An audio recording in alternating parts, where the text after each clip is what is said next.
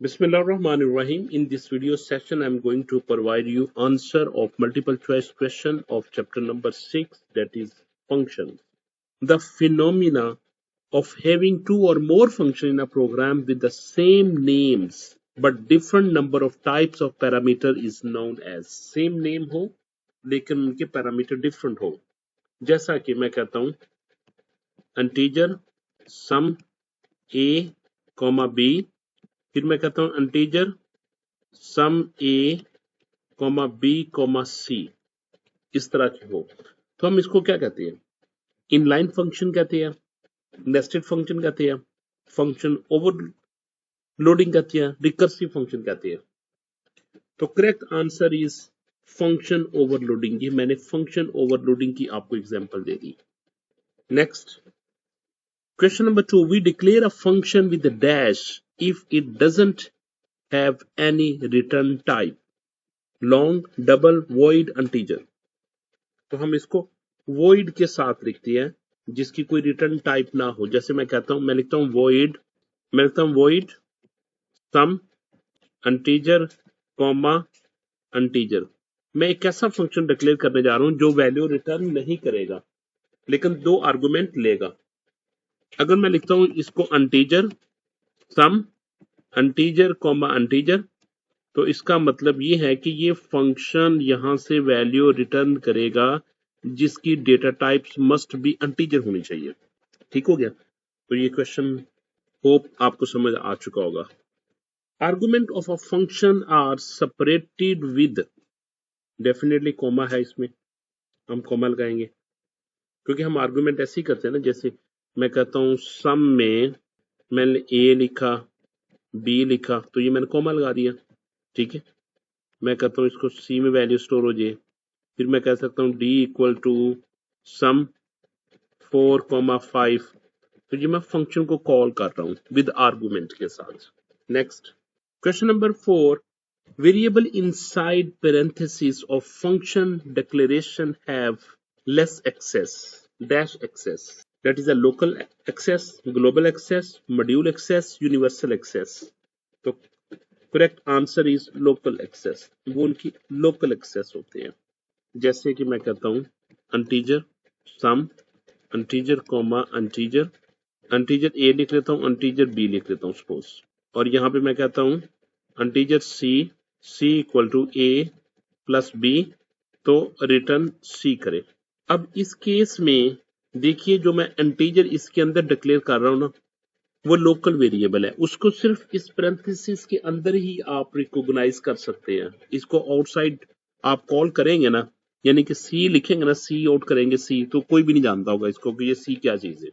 ठीक हो गया तो इसका स्कोप लोकल वेरिएबल के तौर पर किया जाता है next question number 5 observe the following function declaration and choose the best answer int divide int a and int b equal to 2 option A है जी variable b is of integer type and will always have value 2 wrong अगर आप value pass करेंगे तो वो value वो ले लेगा variable a and b are of integer type बिल्कुल ठीक है and the initial value of both variable is 2 ये रॉन्ग है ये स्टेटमेंट तो इसके लिए b भी हमारे b भी क्या हुआ रॉन्ग हुआ variable b is international scope and will have value 2 no variable b will have value 2 if not specified when calling function हाँ ये ठीक है option D is correct short response question what is function explain different types of functions within C++ with example a function is a self-contained block of code designed to perform a specific task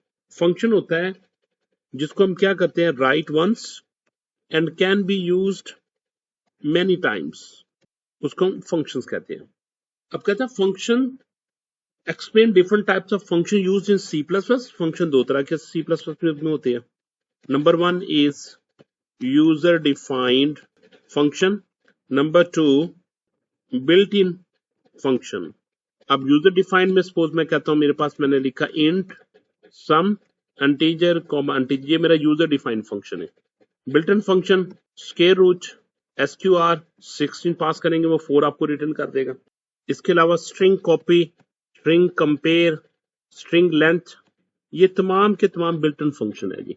number 2, explain function component with examples. Component include function name, return type, parameters and body. Examples: integer int a, integer b returns the sum of a and b.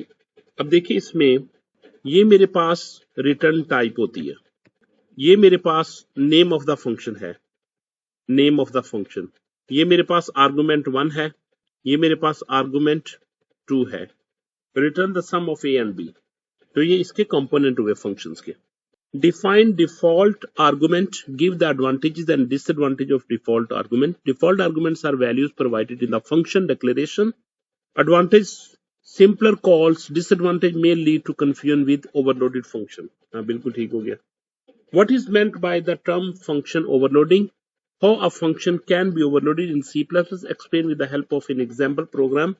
Function overloading means having multiple functions with the same name but different parameters. Example: void show int, void show double. Okay, no worries. जब हम start करते हैं यहाँ से, मैं लिखा number sign include iostream.h using name space std। ये लिखना लाजमी नहीं है, आप इसके बगैर भी लिखेंगे तो वो कोई गलत नहीं करेगा। Integer sum, first integer value, second integer value sum, integer sum, first integer value, second float value, third integer value. मैं लिखता हूँ वॉइड मेन, स्टार्ट किया मैंने, मैं लिखा integer a equal to 5, b equal to 10, float c equal to 4.3। इसके बाद मैं क्या करता हूँ, फंक्शन कॉल करता हूँ, मैं कहता हूँ सी आउट सम करे a को, c को और b को, सी आउट एंड लाइन। फिर मैं कहता हूँ सी आउट सम करे 3,4, मैं कहता हूँ सी आउट एंड लाइन और सी आउट सम करे a, b, और ये मैंने मेन क्लोज कर दिया। ठीक है, ये मैंने कॉल कर लिया। अब मैं इनकी डेफिनेशन डिफाइन करने लगा हूं इनको।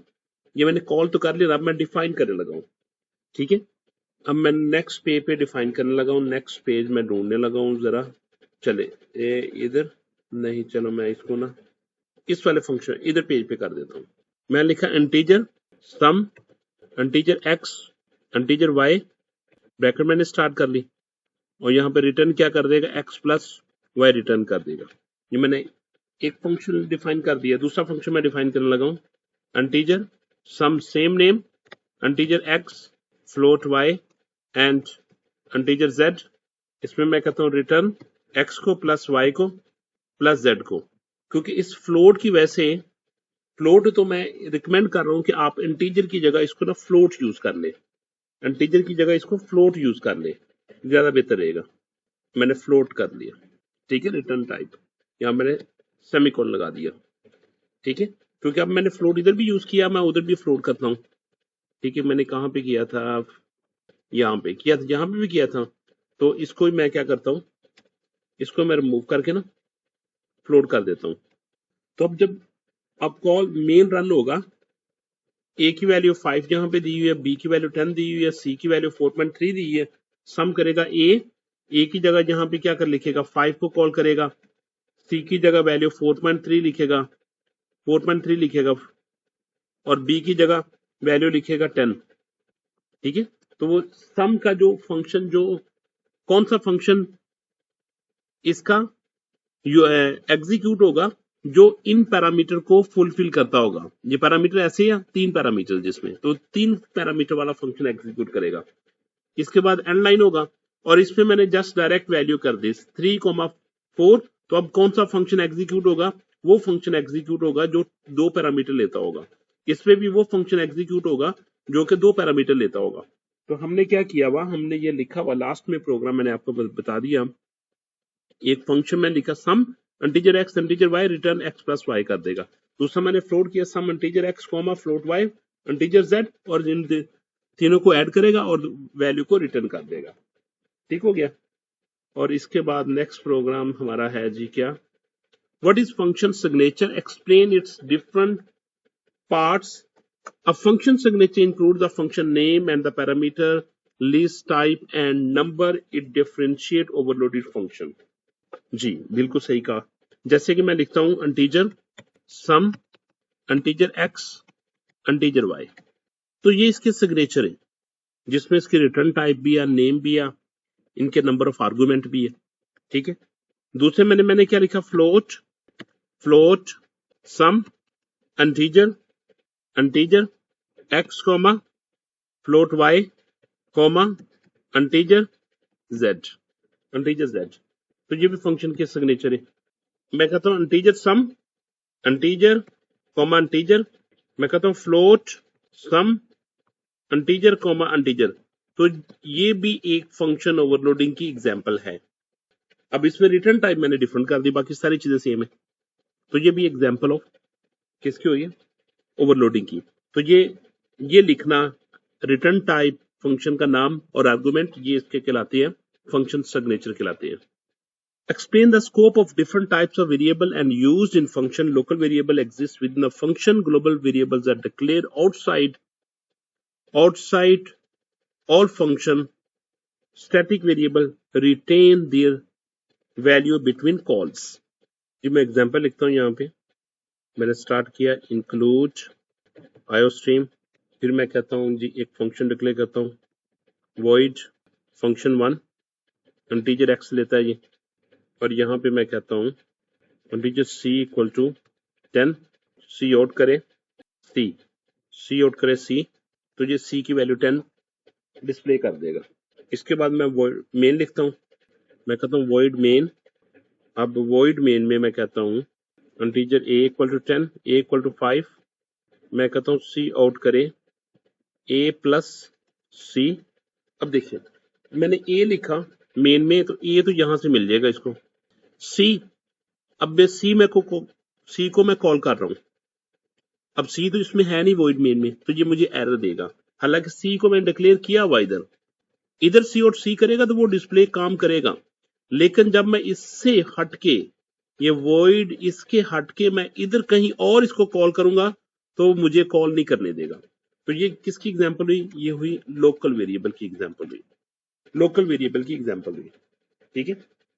हाँ, अगर मैं वॉइड से पहले मैंने लिखा हुआ एक वेरिएबल डिक्लेयर किया हुआ integer d equal to 20, void से पहले, यानी इंक्लूड आयोस्ट्रीम के बाद मैंने डिक्लेयर कर दिया मेन से पहले। अगर मैं इसको लिखता हूं ना, सी आउट करे d equal to value of d, तो ये डिस्प्ले हो जाएगा, इसमें ये एग्जांपल होगी ग्लोबल वेरिएबल की और ये एग्जांपल होगी आपके लोकल वेरिएबल की। ठीक हो गया, ग्लोबल वेरिएबल और लोकल वेरिएबल की। टाइम कम है, अदरवाइज मैं आपको इतनी बेहतरीन एग्जांपलें दूं कि आप याद करेंगे।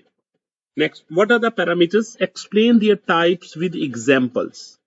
Parameters are input to a function. Actual parameters are used in calls. Okay, formal parameters are defined in the function. Type include value and reference parameter. चलिए मैं इसकी एग्जांपल देता हूं। मैं लिखता हूं include iostream dot h, include iostream dot h, इसके बाद void square integer n, c out square equal to n time n, ये हो गया। इसके बाद मैं void लिखता हूँ, void main, मैं लिखा इंटीजर a इक्वल टू 5, फिर इसके बाद मैं फंक्शन को कॉल करता हूँ स्क्वायर विद a। तो अब ये मेरा जो मैं a पास कर रहा हूँ ये मेरा एक्चुअल वेरिएबल है, सॉरी एक्चुअल पैरामीटर, और ये वाला जो n है ये मेरा फॉर्मल आर्गुमेंट भी कहते हैं। ओके, और लास्ट में मैं क्या लिखना चाहूंगा, गेस करें। Thank you so much my dear students, just pray for me and thank you, जज़ाकल्लाह खैर।